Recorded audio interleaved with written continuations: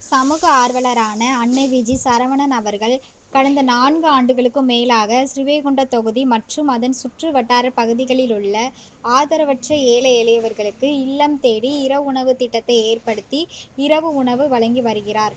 இந்நிலையில் தமிழக வெற்றிக் கழகத்தின் ஐம்பெரும் கொள்கை தலைவர்களுள் ஒருவரான சமூக ஆர்வலர் அஞ்சலை அம்மாளை கொள்கை தலைவராக அறிவித்ததன் ஈர்ப்பால் தமிழக வெற்றிக் கழகத்துடன் இணைந்து தமிழக வெற்றிக் கழக தலைவர் தளபதி திரு. விஜய் அவர்களின் ஆசியுடன் கழக பொதுச் செயலாளர் அண்ணன் புஸ்லி என். ஆனந்த் அவர்களின் வழிகாட்டுதலின்படியும் மதிய உணவு மற்றும் இரவு உணவு திட்டத்தை ஏற்படுத்தி உணவு வழங்கி வருகிறார்.